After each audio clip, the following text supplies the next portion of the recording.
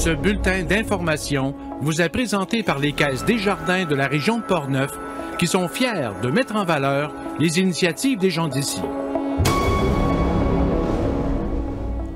Nous sommes le jeudi 24 mars 2022. Ici Michel Beausoleil, voici votre téléjournal communautaire.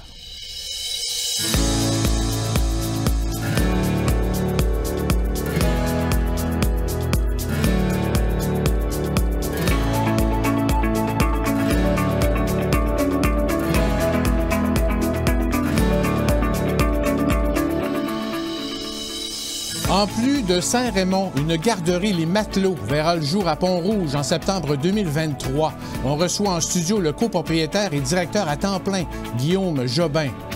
Ce projet s'inscrit dans un projet pilote où les garderies privées seront de plus en plus subventionnées. Un des défendeurs de cette cause, le député Vincent Caron, se joint avec nous en studio. La MRC de Portneuf annonce son budget pour la restauration des bâtiments patrimoniaux publics et privés et ajoute une catégorie. Pour plus de détails, on reçoit Éliane Trottier, l'agente de développement culturel. Et Charles Laviolette a rencontré un couple raymondois qui s'affaire à accueillir des réfugiés de l'Ukraine. Alors, bonne émission.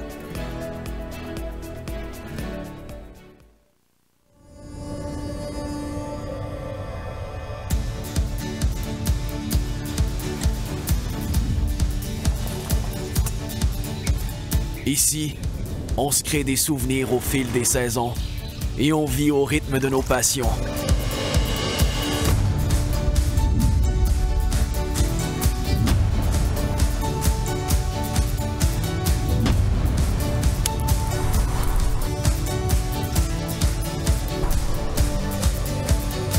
Ici, quand l'aventure nous appelle, on répond.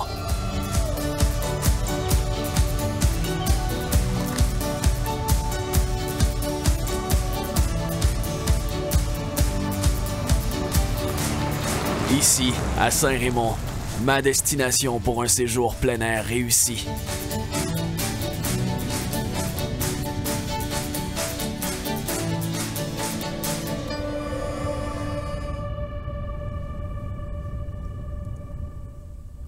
Tout d'abord, le gouvernement du Québec a précisé les mesures mises en place pour accueillir les Ukrainiens qui fuient la guerre dans leur pays. Ils sont dirigés vers un kiosque d'accueil du gouvernement à leur arrivée à l'aéroport Pierre-Elliott Trudeau afin d'établir un contact direct avec eux. Ils pourront ensuite bénéficier d'un hébergement temporaire et d'une aide pour la recherche d'un logement permanent. On les dirigera vers les services offerts en éducation pour leurs enfants au préscolaire, au primaire et au secondaire, mais aussi en matière d'aide à l'emploi, d'intégration et d'apprentissage du français. Ils auront aussi accès à divers services en santé. Les employeurs qui désireront recruter les Ukrainiens pourront utiliser les outils mis à leur disposition par le gouvernement. Devant la remontée des cas de COVID-19 au Québec et ailleurs dans le monde, les autorités de la santé publique n'entrevoient plus de lever l'obligation de porter un masque dans les lieux publics avant la mi-avril. Le directeur national de la santé publique par intérim, Luc Boileau, a expliqué cette semaine que les augmentations de cas liées à la montée du sous-variant Omicron BA2 et à la levée des mesures sanitaires étaient attendues. La montée du sous-variant BA2 amène par ailleurs la santé publique à commencer à préparer une campagne de rappel, soit une 4e dose de vaccin pour les personnes les plus vulnérables, soit celles qui sont en CHSLD, en résidence pour aînés, qui sont immunosupprimés ou qui sont âgés de 80 ans et plus. Le sous-variant BA2 représente désormais environ la moitié des nouveaux cas enregistrés au Québec. Il est de 30 à 40% plus contagieux, mais n'est pas plus virulent. On compte aujourd'hui d'ailleurs 1062 hospitalisations, une augmentation de 28 comparativement à hier. 57 personnes se trouvent aux soins intensifs, une hausse de 7. On dénombre en hausse 1930 cas actifs et positifs dans la capitale nationale, dont 106 dans Portneuf et 62 dans Charlevoix. Il s'agit d'une approximation puisque ces chiffres représentent les cas qui ont subi un test PCR. Les propriétaires de la garderie Les Matelots à Saint-Raymond, Guillaume Jobin et son père Jacques, ouvriront une nouvelle garderie à Pont-Rouge, pouvant accueillir 80 nouvelles places subventionnées, dont 15 places pour les poupons de 18 mois. La garderie Les Matelots de Pont-Rouge sera située dans le centre-ville et devrait voir le jour en septembre 2023. Une vingtaine d'emplois sera créée. Écoutons le copropriétaire de la garderie Les Matelots à Saint-Raymond, Guillaume Jobin, qui d'ailleurs a mis en pause sa carrière d'avocat pour se concentrer sur les opérations de la garderie. Une ouverture en septembre 2023. Donc, on travaille là-dessus, puis on a eu le go, là, c'est ça, là, 2 semaines. Puis là, nous, on est en train de travailler avec nos architectes pour... c'est une construction neuve, là, donc on va préparer. Puis ce qui est bien aussi, avec l'expérience qu'on a pu avoir, qu'on a depuis déjà 8 ans, c'est sûr qu'avec mes éducatrices aussi, on va regarder, bon, qu'est-ce qu'on... C'est comme quand on achète une maison, finalement, on dit, ah, finalement, j'aurais aimé mieux avoir une porte à telle place ou autre. Bien là, on va se servir aussi de cette expérience-là pour faire en sorte que ça soit un endroit agréable où les parents vont se sentir bien puis vont être confiants et heureux d'aller porter leur enfant à chaque matin. La Ville de Pont-Rouge se réjouit de ces nouvelles places en garderie pour les familles et un comité travaille à bien accueillir la nouvelle installation qui bonifie le centre-ville. Écoutons le maire, Mario Dupont. Nous, on travaille présentement au niveau de l'urbanisme et au niveau de revitaliser notre centre-ville.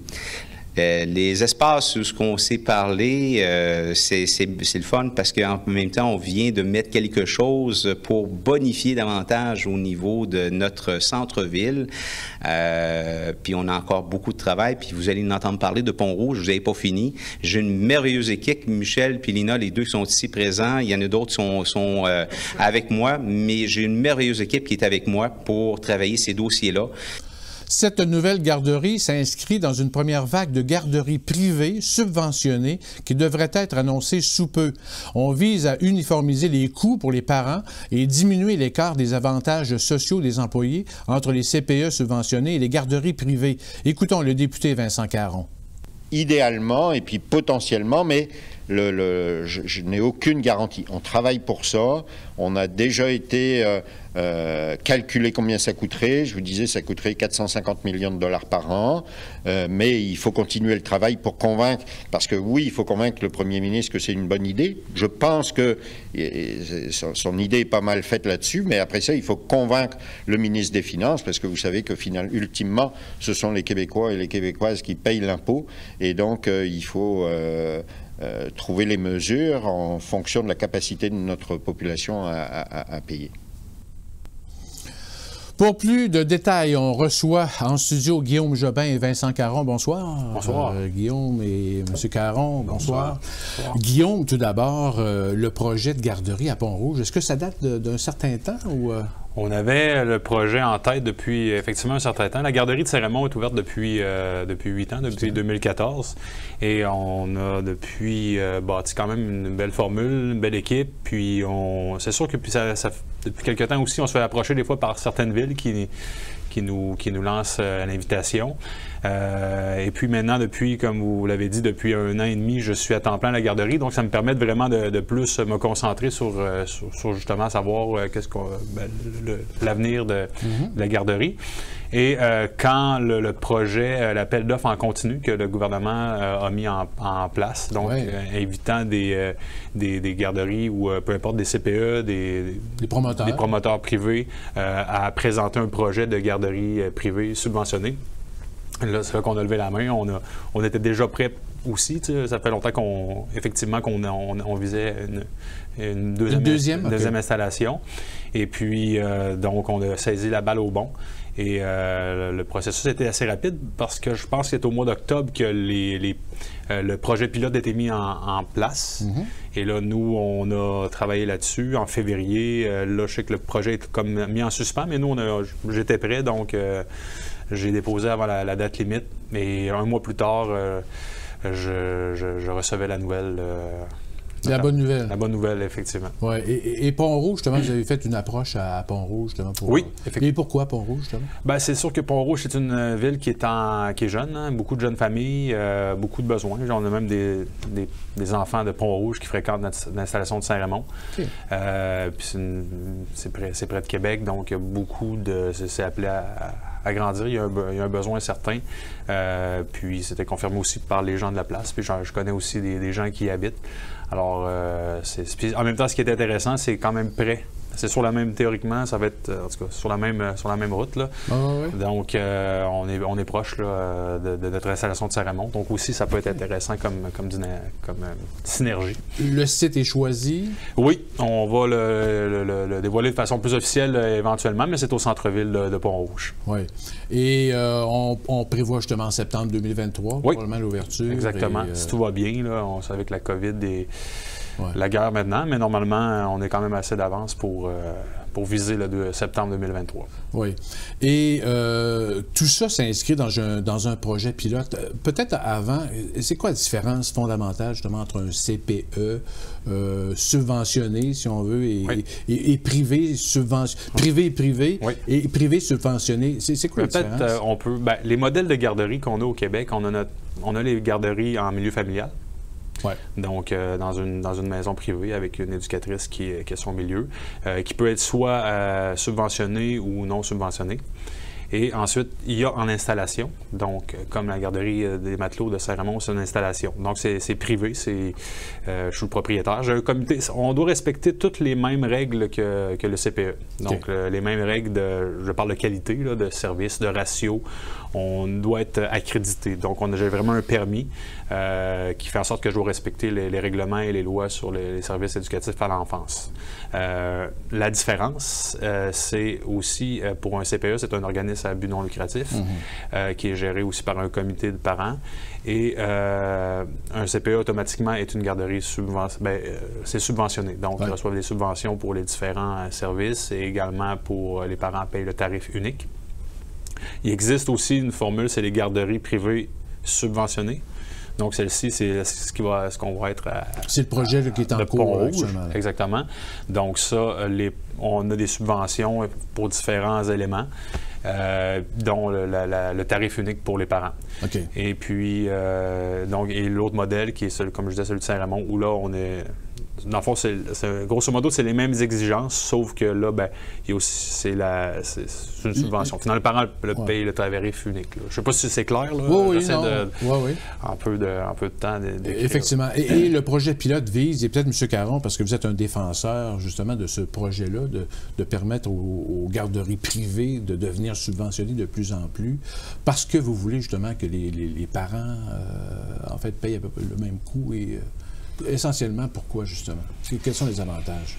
Bien, il y a plusieurs avantages. Puis, en effet, c'est un domaine un petit peu complexe à cerner quand on ne le connaît pas. J'ai appris à le connaître principalement avec Guillaume, qui est quelqu'un d'acharné au travail et puis qui sait ce qu'il veut, qui sait ce qu'il veut pour les enfants. Donc, actuellement, Guillaume, vous décrivez il y a quelques instants les types de garderies. Donc, la garderie privée non subventionnée, finalement, c'est le parent qui doit avancer, qui doit payer Guillaume, et puis après, via des retours d'impôts, etc., qui doit s'organiser pour finalement que l'impact soit moindre sur la journée, sur la facture lorsqu'il confie l'enfant. L'objectif de ce projet pilote, donc là, en fait, on parle de deux choses. Il y a le projet de la garderie de Guillaume qui va ouvrir, mais il y a la garderie des matelots actuellement, et le ministre a ouvert ce qu'on peut appeler un projet pilote en disant on va aller sélectionner quelques garderies au Québec, comme celle de Guillaume, celle existante, et puis on va la transformer en garderie privée subventionnée. C'est-à-dire que, imaginons que la garderie des matelots que Guillaume opère actuellement se transforme finalement d'ici quelques temps, elle soit sélectionnée par le ministère, bien finalement Guillaume va être rendu à opérer deux garderies du même type. Donc pourquoi moi je fais partie des défenseurs, puis je parle souvent au ministre de ça, on parle souvent à l'intérieur de notre caucus, c'est sûr qu'il y a un impact financier, puis je ne vous dis pas que tout est attaché. Là, pour l'instant, il y aura quelques garderies privées non subventionnées qui vont être converties en garderies privées subventionnées, mais ce ne sera pas toutes les garderies parce qu'on n'a pas la capacité au Québec de transformer tout ça d'un seul coup. Mais est-ce que petit à petit, on va essayer de se rendre jusque-là pour finalement uniformiser tout ça et rendre les choses plus faciles aussi pour les parents? Ça, c'est le premier aspect. Le second aspect, c'est que actuellement, Guillaume a par exemple des éducatrices qu'il a chez lui depuis longtemps, qui a formé depuis un bon moment. Et puis, bien, les CPE ont parfois des avantages sociaux qui sont plus intéressants pour les employés. Parce qu'ils sont syndiqués aussi. Oui, c'est ça. Tandis que vous autres, vous n'êtes pas syndiqués, est-ce que... Non, ça pourrait, là, mais on n'est pas syndiqués. Ouais. Donc, il y a toujours un risque que finalement, les personnes qui travaillent chez Guillaume, bien aillent, et puis on le comprend, parce que dans la vie, on est tous intéressés par un petit peu plus d'avantages de toutes sortes. Donc, en fait, ça permettrait d'uniformiser tout ça, et puis de rendre service finalement aux parents, parce que c'est pas toujours facile aussi. Tu sais, il y a quelque chose d'administratif dans tout ça, de devoir se faire rembourser une partie par le gouvernement. Donc, on travaille là-dessus. Donc, première étape, quelques garderies au Québec qui vont être converties. Est-ce qu'on va aller plus loin? En tout cas, on planche là-dessus. Il a fallu identifier un petit peu quel coût ça représenterait pour le gouvernement annuellement. Je sais que le ministre a planché là-dessus. Donc, on continue. On parle à peu près 540 millions? 450 millions à ma connaissance, là, mais 450 millions par an. Oui, oui. Et Guillaume, vous y voyez des avantages? Oui, mais effectivement, c'est... je pense que Vincent a touché chacun des points, mais effectivement, c'est quelque chose sur lequel les garderies privées non subventionnées ont fait beaucoup de représentation pour que ça puisse effectivement venir un jour, parce que dans le fond, nous, on respecte l'ensemble des règles. C'est les mêmes règles.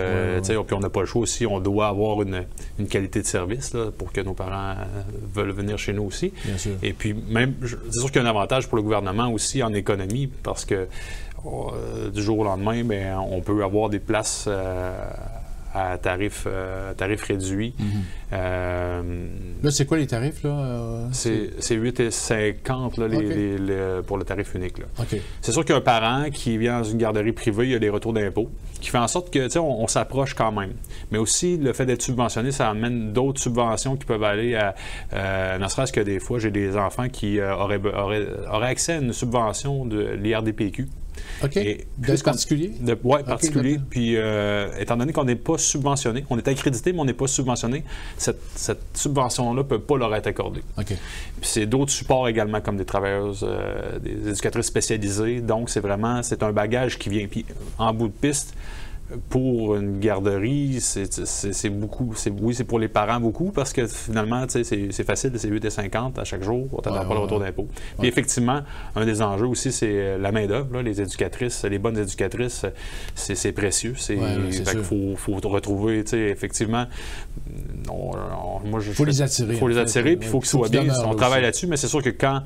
À un moment donné, le gouvernement donne des incitatifs, puis il y a quand même eu des belles augmentations qui ont été données parce que c'est une profession qui le mérite, là, je suis tout à fait d'accord. Sauf que c'est sûr que de notre côté, moi, il y a l'augmentation des conditions des éducatrices. Il n'y a pas nécessairement d'impact sur le coût quotidien en subventionné, sauf que moi, et effectivement, il y a une pression un jour. Il faut que, dans le fond, moi, mes revenus, c'est vraiment le tarif des parents. Donc, si je veux garder les meilleurs, il faut que j'augmente mes prix, mais en même temps, je veux garder ça abordable pour les parents. Donc, c'est vraiment... Alors que quand c'est subventionné, au moins, là, ça suit. Puis si effectivement, il y a des augmentations, là...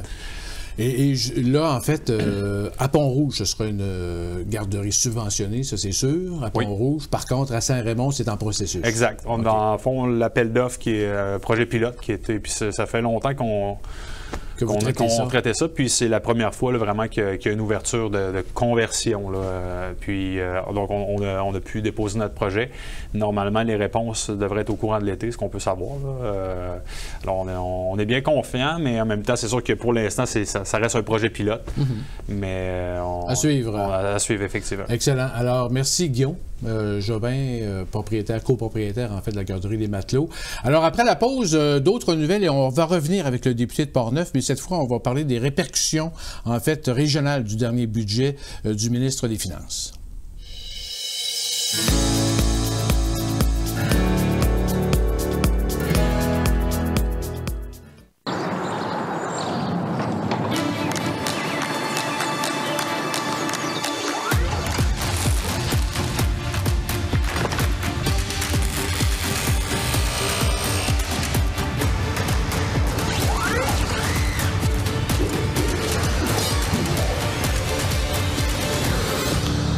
Quand on achète ici, c'est le Québec qui y gagne.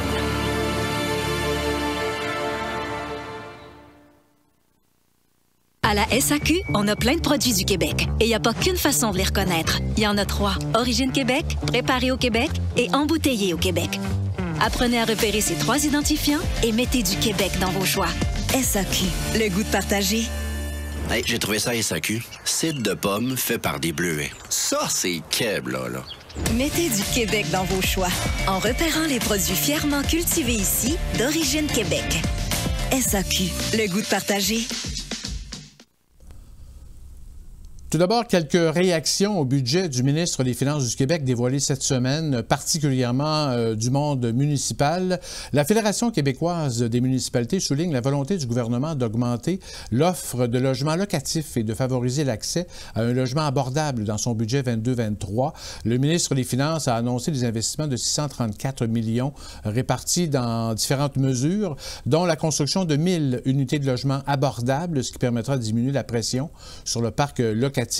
De plus, la FQM salue la volonté du gouvernement du Québec d'appuyer le transport aérien régional avec un montant de 255 millions sur 5 ans, dont les détails seront dévoilés prochainement. De ce montant, 21 millions seront réservés pour prolonger l'aide d'urgence pour ce secteur en 2022-23. Par ailleurs, notons le maintien de l'aide d'urgence aux organismes de transport collectif pour un montant de 20 millions en 2022-23.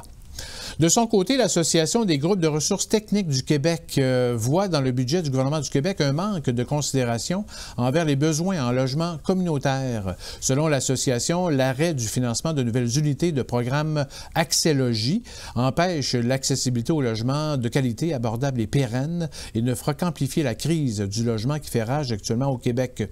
L'Association des groupes de ressources techniques du Québec prévoit une vague de déception à travers la province, particulièrement pour les municipalités qui demandaient un investissement pour la construction de 10 000 logements en accès logis pour répondre aux besoins actuels.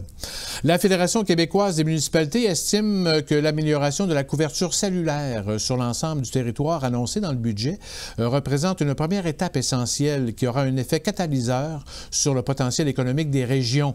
Les investissements de 50 millions sur 2 ans, dont la phase initiale considérera à réaliser la cartographie telle que proposée par la Fédération, permettra de doter le Québec des moyens de communication les plus modernes en Amérique du Nord.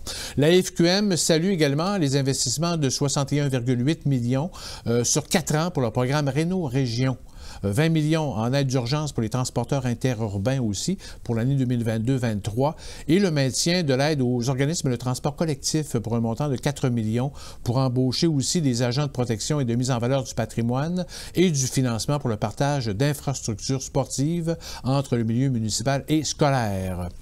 Et sur la scène culturelle, Culture Capitale Nationale et Chaudière-Appalaches accueillent positivement les mesures budgétaires destinées à la culture et aux communications présentées par le ministre des Finances, en plus de prévoir 72,1 millions de dollars en 2022-23 pour prolonger certaines mesures de soutien au secteur culturel. Le gouvernement annonce 136 millions de dollars au cours des 3 prochaines années destinés au programme de la Société de développement des entreprises culturelles pour 58,6 millions et au Conseil des arts et des lettres du Québec pour 78 millions. Ces montants seront versés directement aux acteurs et actrices du milieu des arts et de la culture.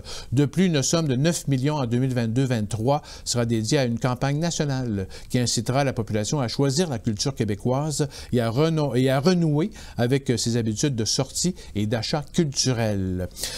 Plus précisément, comment ça se traduit tout ça dans Portneuf? Quelles sont les principales répercussions en fonction de nos priorités? On reçoit à ce sujet le député de Portneuf, Vincent Caron. Bonsoir, M. Caron, encore une fois. Oui, bonsoir. M. Caron, un budget C'est certain, le qualifie d'électoraliste, comme à chaque élection, mais en tout cas, ce qui ressort beaucoup, c'est le 500 $ que chaque citoyen aussi va recevoir, qui reçoit 100 000 $. Vous jugez que c'est vraiment une bonne mesure qui va aider les gens?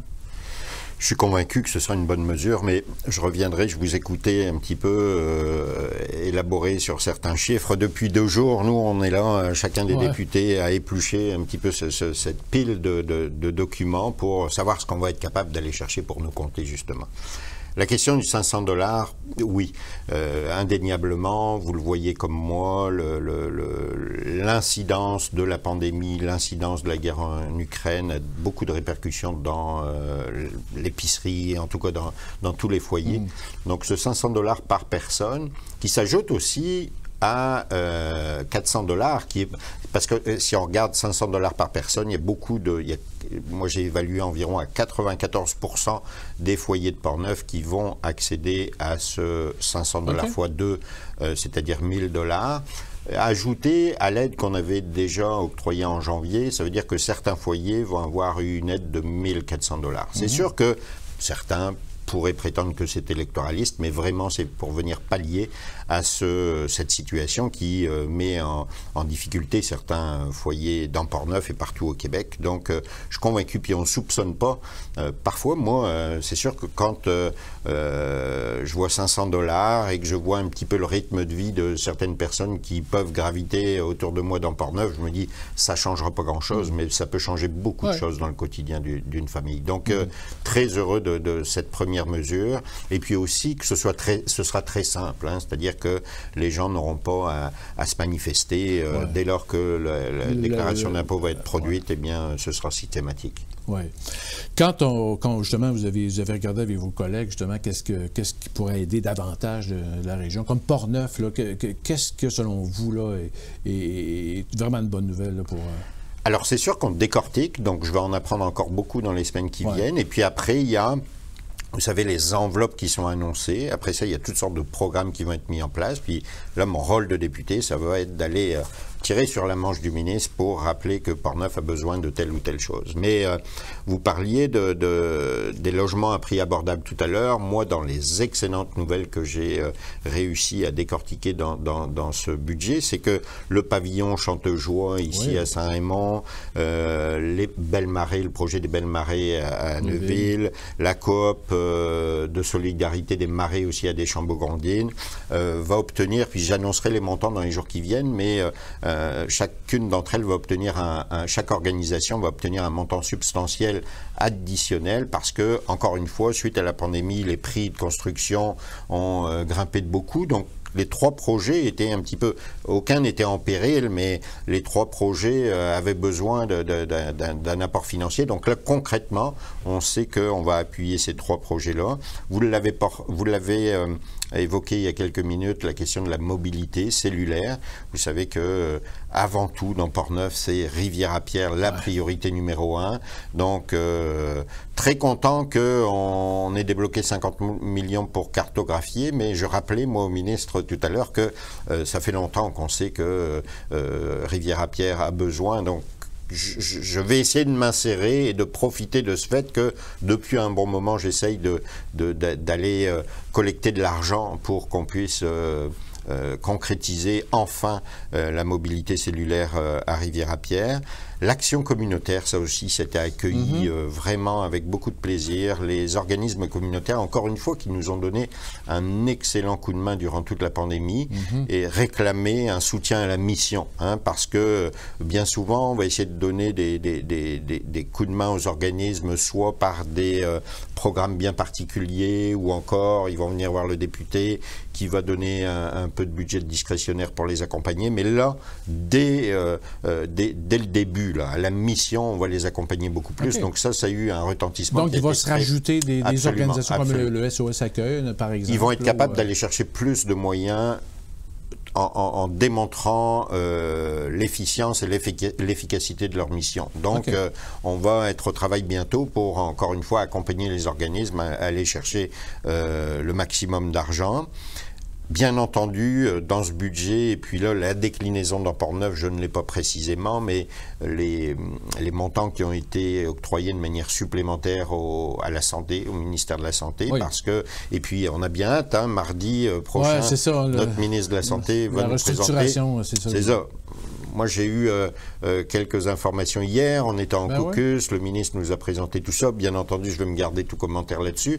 Mais vous verrez qu'il y a vraiment de bonnes nouvelles qui sont annoncées là-dedans, mais ces bonnes nouvelles doivent être accompagnées par des moyens financiers. C'est ça. Ça, bien entendu, nos écoles qui, dans Portneuf, on a eu un état de situation. Il y avait quelques écoles qui étaient qui méritent plus que d'amour. Hein. Je voyais par exemple l'école, l'année dernière, j'ai visité l'école de Saint-Alban, il faut vraiment faire quelque chose. Donc on va débloquer des moyens pour aller travailler dans nos écoles. Et puis la culture, parce que pour moi aussi, souvent on a un petit peu tendance à mettre de côté la culture, mais c'est essentiel dans l'équilibre de tout le monde, d'octroyer les moyens nécessaires pour que la culture puisse vivre.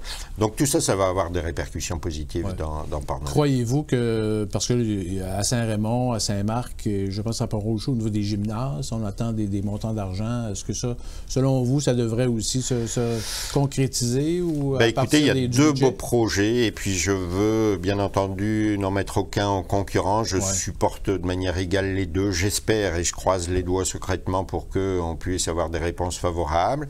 On n'a pas eu, parce que là, encore une fois, et tout à l'heure on parlait avec Guillaume Jobin de toutes ces possibilités qui s'annoncent au niveau des garderies et tout ça, mais le pouvoir du ministre ou du député dans ce cas-là est complètement annulé, parce que vous comprenez qu'on ne peut pas choisir. Là, ce serait purement électoraliste de dire on va aller accepter des projets qui sont dans tel comté parce qu'on est caquiste. Non, vraiment la vision est globale, l'analyse est très objective, et puis on essaye de répartir cet argent au mieux. Concernant les deux gymnases, je sais, moi j'espérais qu'il n'ait pas beaucoup, parce que nos deux, Saint-Marc-des-Carrières et Saint-Raymond, étaient prêts. Donc ils ont déposé tout de suite. Donc moi j'espérais qu'il n'y ait pas grand monde au Québec qui dépose, mais je sais qu'il y a beaucoup de dossiers qui ont été déposés.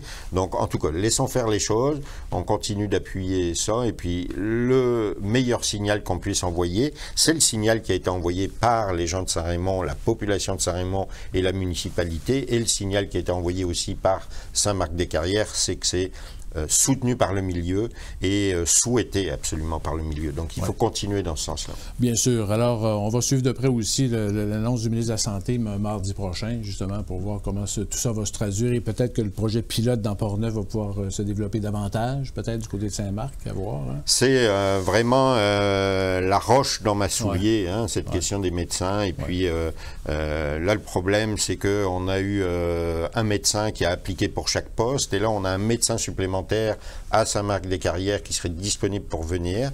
Moi, j'ai pas baissé les bras, je fais pas partie de ceux qui renoncent facilement, donc je continue d'essayer de convaincre qu'il faudrait pouvoir ouvrir une opportunité pour ce nouveau médecin.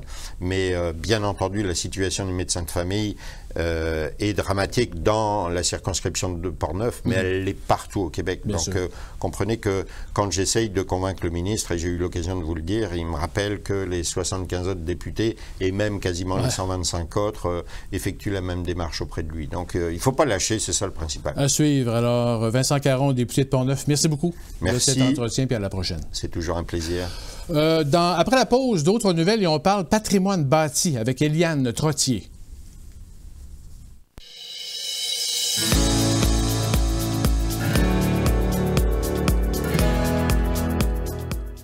À la SAQ, on a plein de produits du Québec. Et il n'y a pas qu'une façon de les reconnaître. Il y en a 3. Origine Québec, préparé au Québec et embouteillé au Québec. Apprenez à repérer ces 3 identifiants et mettez du Québec dans vos choix. SAQ, le goût de partager. Un gin aux accents du Sud distillé sur la Côte-Nord. C'est donc bien exotique. Mettez du Québec dans vos choix en repérant les produits fièrement distillés et préparés au Québec. SAQ, le goût de partager.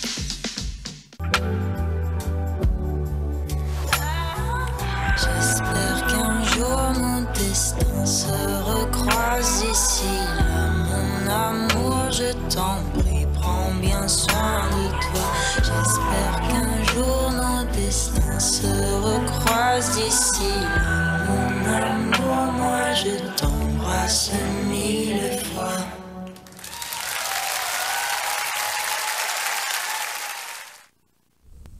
À Saint-Raymond, la pelle araignée a débuté ses opérations mécaniques sur la rivière Sainte-Anne au centre-ville lundi dernier, 21 mars. Un chenal d'environ 2 km est creusé au centre de la rivière, du pont de fer, soit l'embouchure de la rivière Bras-du-Nord, jusqu'à la hauteur de l'école Marguerite-Diouville. Cette manœuvre favorise l'écoulement de l'eau et le passage des glaces et du frasile, dans le but, bien sûr, d'éviter les embâcles et le débordement. Les informations à jour sur l'état de la rivière Sainte-Anne sont publiées sur le site Internet et la page Facebook de la ville de Saint-Raymond ou par téléphone. Ceux et celles qui sont inscrits à l'application ID Side Echo de Saint-Raymond recevront instantanément les avertissements et alertes sur les risques ou en cas d'inondation. La MRC de Portneuf a adopté la semaine dernière sa politique de télétravail qui vise à encadrer les employés dans le contexte de cette nouvelle réalité du marché du travail. La formule hybride au bureau et à la maison est en priorité pour la MRC de Portneuf. Si le travail est approprié et avec l'accord du personnel cadre, les employés de la MRC de Portneuf pourront progressivement accomplir leurs tâches en télétravail. Cette décision a été bien mûrie par les dirigeants des différents départements, comités et commissions de la MRC de Portneuf, selon le préfet Bernard Gaudreau qu'on écoute. Donc, le tout a fait l'objet déjà de discussions à l'interne dans nos différents comités de travail, également révisé par les différentes commissions pertinentes. Alors, nous serions rendus à l'étape de l'adoption et nous aurons la chance au cours des prochaines semaines, prochains mois, de voir l'évolution de ce nouvel outil qui nous permettra là, de conserver notre agilité et flexibilité comme employeur de la région de Portneuf. Le maire de Saint-Alban, Denis Lépine, a été nommé président du comité consultatif agricole de la MRC de Portneuf et 2 nouveaux membres de l'UPA se joignent au comité, dont une première femme agricultrice, Mme Gabrielle Durocher. L'autre producteur représentant l'UPA est M. Hugues Denis. Le comité consultatif agricole de la MRC de Portneuf a pour tâche d'étudier, à la demande du conseil de la MRC ou de sa propre initiative, toute question relative à l'aménagement du territoire agricole, à la pratique des activités agricoles et aux aspects environnementaux qui y sont rattachés.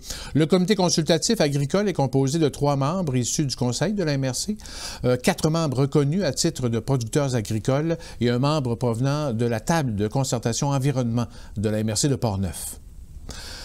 Compte tenu de l'importance du patrimoine bâti dans le territoire portneuvois, la MRC de Portneuf a annoncé un budget annuel de 300 000 $ pour le programme d'aide à la restauration patrimoniale pour les années 2022-2023, en plus d'élargir l'admissibilité. Le gouvernement du Québec a accordé 680 000 $ pour le soutien de nouveaux projets de restauration touchant des immeubles municipaux et aussi de propriétés privées, et à l'aide qui était accordée à des immeubles de valeur patrimoniale supérieure et exceptionnelle s'ajoutent maintenant les immeubles de valeur patrimoniale bonne. En 2021, 14 projets de restauration ont été soutenus et à partir d'un inventaire du patrimoine bâti réalisé en 2012-2014 dans Portneuf, on estime à plus de 5 300 propriétés listées, dont environ 900 d'une valeur patrimoniale importante et ayant été caractérisées. Alors, pour plus de détails, on reçoit Eliane Trottier. Eliane, qui est agente de développement culturel, particulièrement du côté du patrimoine immobilier. Bonsoir. Bonsoir. Eliane, merci d'être avec nous en studio. C'est un grand plaisir. Eliane, pas mal d'argent, finalement, à la MRC pour aider nos municipalités et les propriétaires, justement, là, qui veulent restaurer leurs beaux bâtiments. C'est une somme quand même assez importante. Oui, mais en fait, on est venu doubler carrément le budget cette année. C'est un programme qui existe depuis l'année passée. Pour les propriétaires privés, on avait un budget de 147 500. Puis, voyant là, la demande puis les besoins qui étaient à répondre avec ça, quand le ministère de la Culture a réouvert le programme à l'automne dernier, de concert là, avec tous les élus là, étaient d'accord à ce qu'on redépose dans l'objectif de majorer ce budget-là. Donc, on est toujours dans le même programme. Puis, ce qu'on voulait faire aussi par cette majoration-là, c'était d'élargir un peu l'admissibilité. C'est sûr qu'il y a un cadre là, qui est défini par le ministère de la Culture qu'on doit respecter, mais ça nous donne un peu plus des coups des franges là, pour appuyer les propriétaires cette année. OK. Est-ce que ça peut toucher, justement, quand on dit... en fait, c'est les immeubles de valeur patrimoniale bonne. Oui. Est-ce que ça augmente beaucoup, justement? Oui, bien, c'est ça. Ça a presque doublé la quantité de propriétés qui devenaient admissibles. En fait, pour expliquer là, aux gens de quelle façon on peut juger l'admissibilité d'un immeuble, il y a 2 chemins, si je peux dire. Là. Il y en a un qui est plus simple à comprendre pour les gens, qui est les biens qui sont cités ou classés. Donc, si une municipalité a adopté un règlement de citation ou que le gouvernement a classé un immeuble, automatiquement, c'est éligible. L'autre L'autre façon, l'autre chemin, demande un petit peu plus d'analyse parce qu'il faut croiser la réglementation municipale à la valeur de l'immeuble dans l'inventaire. Donc, c'est là qu'on vient parler de valeur bonne, supérieure ou exceptionnelle. Donc, ça, c'est une information qui se retrouve dans l'inventaire du patrimoine bâti de la MRC. Et il faut aussi, donc c'est vraiment important qu'il y ait les deux, qu'il y ait une réglementation qui touche ce bâtiment-là en patrimoine bâti. On parle généralement de PIA, là, des plans d'implantation et d'intégration architecturale. Donc, quand on est dans les deux zones, là, ça rend admissible le bâtiment. Quelle année à peu près, à partir de quelle année on peut considérer un immeuble patrimonial? C'est une question presque taboue dans le milieu parce qu'il n'y a pas vraiment de consensus. Mais au niveau du gouvernement, souvent la balise qui est utilisée, c'est 1940. Nous, notre inventaire dans la MRC va jusqu'en 1950. Donc, présentement, on n'est pas vraiment en mesure de rendre admissible un bâtiment qui aurait une valeur patrimoniale d'après 1950. Bon, ça existe, là, quand on parle de patrimoine moderne, on est dans ces eaux-là. Mais tout ce qui est avant, là, ça peut être admissible. OK. Et là, c'est sûr qu'il y a un programme pour les immeubles publics. Comme il se fait actuellement là, du côté de Grondines, des Jambeau-Grondines. Oui, c'est ça. En fait, il y a deux volets à ce programme-là. En fait, il y a un volet qui, je dirais même trois, parce qu'il y a un volet qui concerne l'embauche d'une ressource qui se dédie à ça. C'est moi. Mais au niveau de l'aide sur des bâtiments, de façon plus précise, il y a ce qu'on expliquait juste avant, les propriétés privées, mais aussi les propriétés municipales, où là, la logique est un petit peu différente là, pour développer le programme. C'est-à-dire que les municipalités devaient, dès le départ, signaler quel projet il voulait faire, sur quel bâtiment, quel type d'intervention. Et là, le ministère avait analysé l'ensemble des projets municipaux qui étaient soumis. Puis nous, on a été chanceux, là, si je peux dire, dans Port-Neuf, parce que cette fois-ci, il y avait 3 bâtiments qui ont été déposés et les 3 ont reçu une aide financière là, à des Jambeau-Grondines, justement. Effectivement.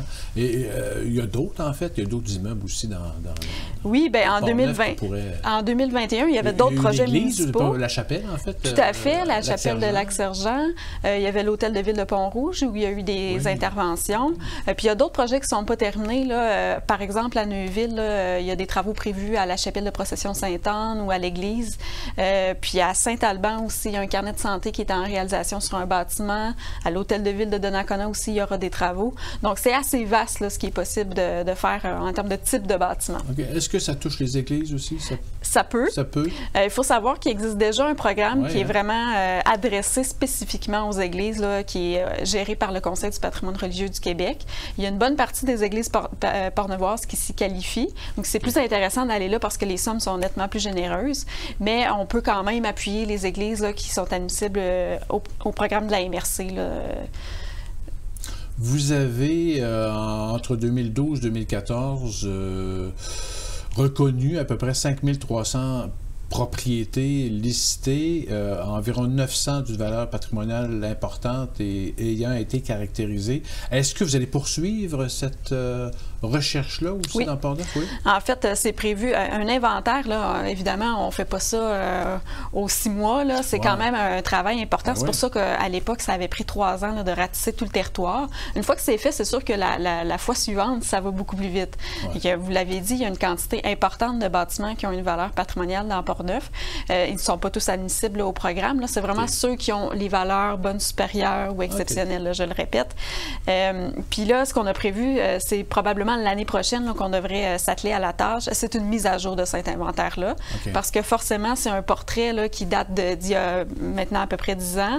Donc, il y a des propriétaires qui ont fait des interventions. La valeur de la propriété au niveau, sur le plan patrimonial peut avoir changé. Donc, on a besoin de cette information-là maintenant à jour. Pour un propriétaire privé qui veut entreprendre des rénovations, des restaurations, c'est quoi les exigences, en fait?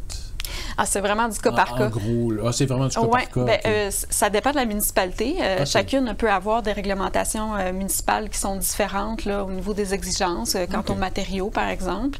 Il y a des municipalités où il n'y a pas vraiment de réglementation particulière. Ça a des avantages et des inconvénients. L'inconvénient étant que ça ne permet pas de rendre admissibles ces maisons-là à notre programme. C'est vraiment une règle qui est très stricte là, du côté du ministère à ce sujet-là. C'est sûr que les biens qui sont classés par le gouvernement. Là, on est complètement à l'autre spectre, où là, les gens doivent s'adresser directement au gouvernement pour demander une autorisation de travaux. Donc, la démarche est différente, puis les exigences sont plus élevées, c'est certain. Les biens qui sont classés, ce sont ceux qu'on considère qui ont une valeur à l'échelle de tout le Québec. Donc, forcément, là, on veut les bichonner. Jusqu'où l'aide financière peut aller? Ça dépend des catégories d'intervention, en fait. Par exemple, pour des portes et fenêtres, on n'aura pas nécessairement le même niveau d'aide que pour une galerie. Donc, il y a des pourcentages qui sont différents, puis des plafonds maximum qui sont différents aussi. Mais le plus élevé, si je peux dire, là, ça serait un 20 000 là, pour, par exemple, une toiture. C'est 75 jusqu'à 20 000 Puis un même propriétaire peut aller chercher là, un maximum de 20 000 dans une même année. Là. OK. C'est quand même pas mal aussi. Oui, ça fait un coup de pouce là, intéressant pour... En fait, l'objectif du programme, c'est carrément de venir essayer de combler la différence entre faire une intervention, je dirais, standard, puis de faire le choix optimal en matière de patrimoine qu'on sait qui est plus dispendieux. Oui. On est bien avancé dans Port-Neuf à ce niveau? Parce que ça fait quand même plusieurs années qu'on traite on commence on voit les fruits de nos efforts. Si on se compare à d'autres MRC, là, on constate que notre corpus en général, c'est pas parfait, bien entendu, mais il est en santé, puis les gens sont très fiers de leur propriété en général. Là, ça paraît. La quantité est impressionnante. Les travaux qui se font sont adéquats, puis les municipalités, il y en a plusieurs qui ont vraiment à cœur d'encadrer les interventions qui sont réalisées. En terminant, les gens qui veulent l'information, on vous appelle? Oui, vous m'appelez, vous m'envoyez un courriel, c'est la meilleure façon. Puis j'inviterai les gens qui sont admissibles, qui croient être admissibles du moins, puis qui ont des projets, de me contacter rapidement parce que c'est un programme qui est très populaire. Oui, on imagine. Hein? Alors, Éliane Trottier, agent de développement culturel, patrimoine, immobilier, merci beaucoup de cet entretien. Ça fait plaisir. Après la pause, d'autres nouvelles et on va s'initier à la production de sirop d'érable.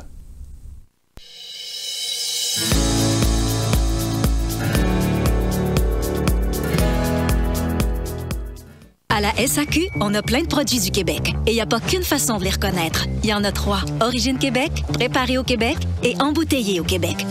Apprenez à repérer ces 3 identifiants et mettez du Québec dans vos choix. SAQ, le goût de partager. Un alcool qui emploie plein de monde d'ici. Hey, ça, c'est fort. Mettez du Québec dans vos choix. En repérant les produits fièrement assemblés et embouteillés au Québec. SAQ, le goût de partager.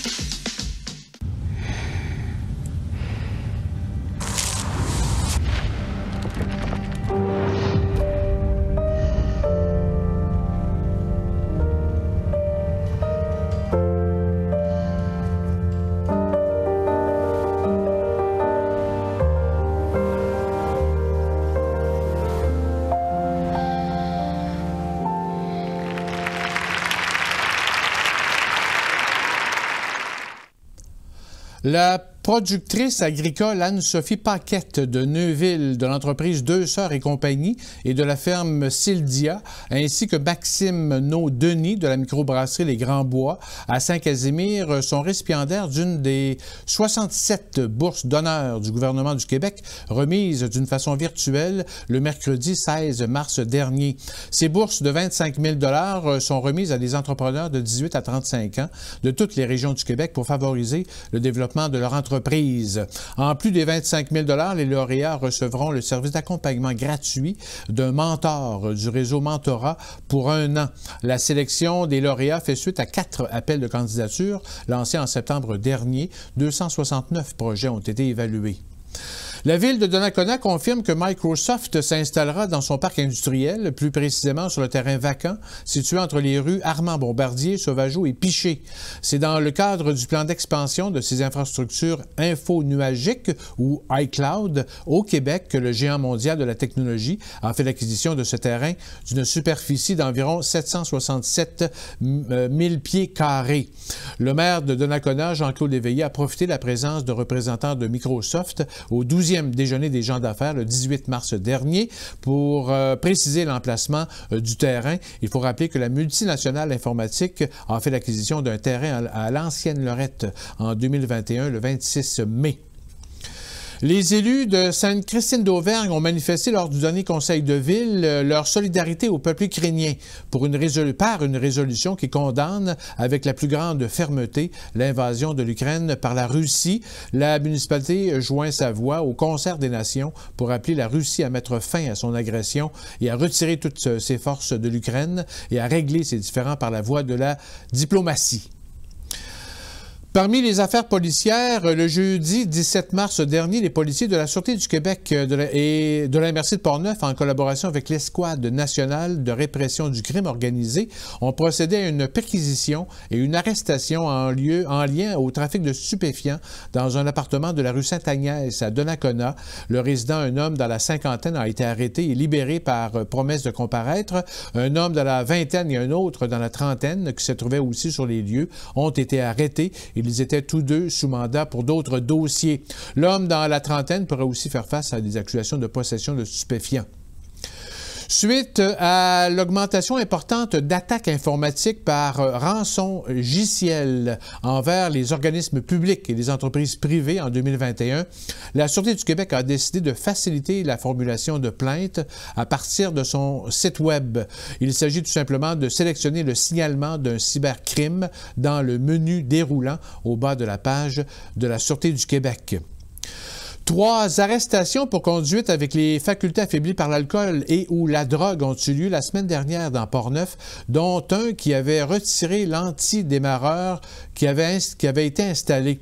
Tout d'abord, un homme de 69 ans a été arrêté le vendredi 18 mars dernier sur le 2e rang à l'intersection de l'autoroute 40 Ouest du côté de Donnacona. Le lendemain, les policiers ont d'abord intercepté un homme de 35 ans de Saint-Raymond qui circulait dans le grand rang à Saint-Basile avec les facultés affaiblies.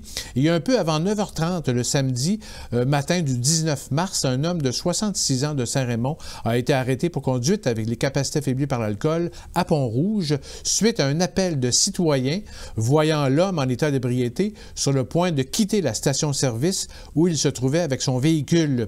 L'individu qui en était à sa 3e arrestation du genre en moins de 6 mois a été détenu jusqu'à sa comparution et s'est vu interdire le droit de conduire par la cour. L'inspection du véhicule a permis de constater le retrait de l'antidémarreur qui avait été installé. L'homme a reçu un constat d'infraction assorti d'une peine de 2 250 $ et son véhicule a été saisi pour 90 jours. Une mise en garde aussi ces temps-ci de sollicitation de compagnies qui offrent de vérifier les extincteurs chez soi en sous-entendant qu'elles le font en collaboration avec la ville où on demeure. C'est le cas notamment à Neuville. Aucune entreprise n'a été mandatée par une municipalité de la MRC de Portneuf pour faire ce type de vérification. La ville de Neuville, tout comme la MRC de Portneuf, ne s'associe avec aucune entreprise privée pour la sécurité incendie. Charles a rencontré cette semaine un couple raymondois qui se prépare à accueillir des réfugiés ukrainiens. Écoutons sa capsule.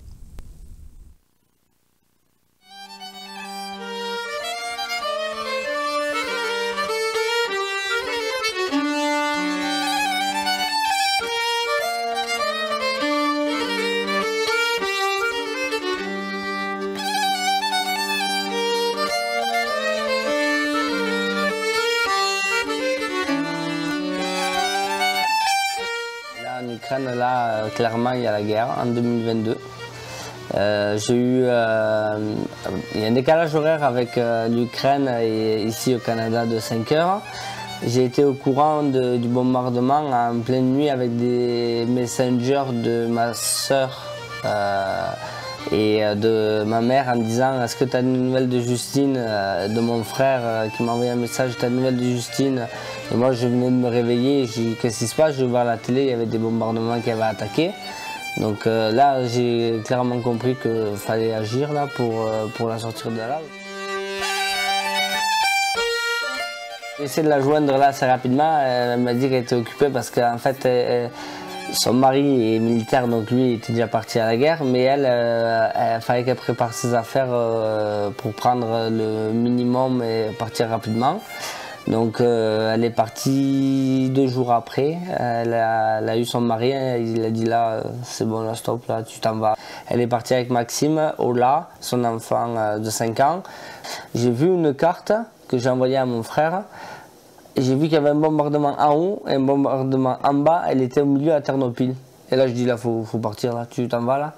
Donc, elle est partie à la frontière polonaise, en voiture, et 24 heures de route pour arriver à la frontière et se faire dire qu'il y a 3 jours et demi d'attente. Donc, ils ont trouvé un hôtel tard, donc ils ont réussi à se reposer. Et donc, le lendemain, ils ont changé de fusil d'épaule, ils ont pris la direction de la Slovaquie, à la frontière Slovaquie. Donc ils ont mis 1 journée et demie pour la traverser, donc c'était plus sécuritaire.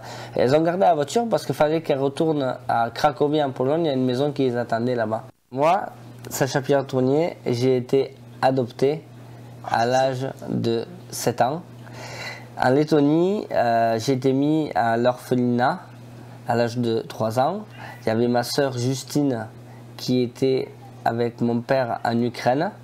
Et j'ai une autre sœur qui est partie, qui est restée en Lettonie.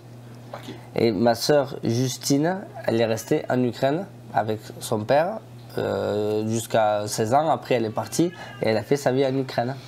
On a fait une visio Messenger avec Julie, moi et ma sœur, en expliquant concrètement ce qu'elle voulait elle pour son futur. Savoir si elle voulait aller au Canada, si elle voulait rester en Pologne, savoir ce qu'elle voulait faire exactement. Donc elle nous a posé les questions de tout ce qui est scolarité, santé pour son enfant, santé pour elle. Donc on lui a répondu correctement, je pense. Vu que nous on est expatriés, on sait ce que c'est. Donc on a répondu à ces questions. Et une fois qu'elle a compris tout ce qu'on lui avait dit, elle a validé que c'est le Canada. Avant de dire le go, là, on a calculé les chambres. Donc il y a ces 2 chambres, il y a une salle de bain en bas. Donc on s'est dit, elles peuvent être autonomes à 100%. C'est de faire venir tout le monde au Canada, oui. Que ce soit pour un visa visiteur et après venir travailler pour s'installer ici, clairement. Et pour elles, là maintenant, le fait de venir ici, c'est vraiment une nouvelle vie. Elles ont besoin de passer à autre chose, mais ne pas quand même, comme elles nous disent, oublier ce qui s'est passé en Ukraine. Comme elles savent très bien qu'il y a de fortes chances qu'elles ne revoient jamais leur mari. Donc elles ont besoin, je pense, comme elle disait, de cette cassure aussi pour pouvoir avancer. C'est ça, pour un nouveau départ.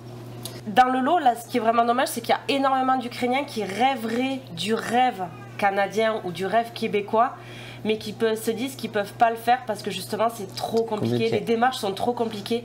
C'est tellement plus facile d'aller en Europe qu'ils laissent tomber. On a envoyé les démarches le 11 mars.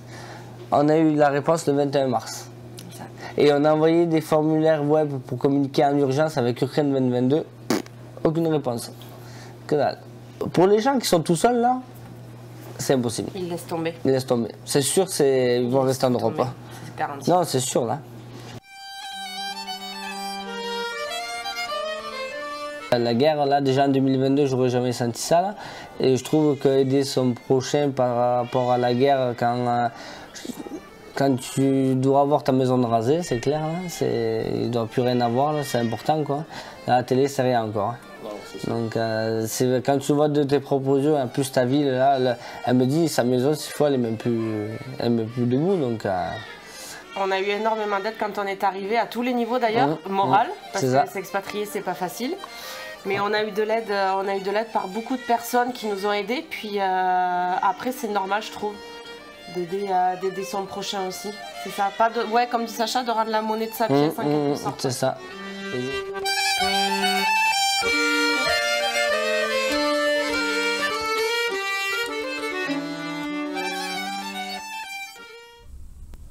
L'entreprise Greymount Portneuf à Saint-Marc-des-Carrières débutera ses opérations de dynamitage ce vendredi 25 mars, suivi des opérations de concassage vers la mi-avril. Les opérations de dynamitage se tiendront entre 8h et 16h du lundi au vendredi. La procédure d'alarme sonore lors des dynamitages est la même que dans les chantiers de construction. 3 sons longs se font entendre 5 minutes avant la mise à feu et 12 sons courts 1 minute avant la mise à feu. La table de concertation en sécurité alimentaire de Portneuf a publié dernièrement son plus récent bottin des ressources d'aide alimentaire dans Portneuf, ainsi qu'à Sainte-Catherine de la Jacques-Cartier et Fossambeau-sur-le-Lac. On y retrouve les coordonnées d'une vingtaine d'organismes qui offrent un service d'aide alimentaire dans chacune des municipalités, ainsi que les heures et les dates de distribution à domicile ou non. Dans Portneuf, on retrouve des cuisines collectives à Saint-Raymond, Pont-Rouge, Donnacona, Saint-Marc-des-Carrières et Deschambault-Grondines, ainsi que 6 frigos solidaires aux hôtels de ville de Saint-Casimir et Sainte-Christine d'Auvergne, à Saint-Raymond, Donnacona, Grondines et Saint-Alban. Signe du printemps à Saint-Raymond, après plusieurs mois fermés, le casse-croûte Tiwi a ouvert ses portes ce mercredi, au grand plaisir de plusieurs fidèles. Alors, ça complète Info CJSR pour cette semaine. Merci à Charles Aubert, Tony, Suzy, Carole, Luc et nos invités. Merci de nous suivre à chaque semaine sur nos différentes plateformes. Et on se laisse avec des images de la pelle araignée qui creuse un chenal au centre de la rivière Sainte-Anne à Saint-Raymond. Alors, bonne semaine.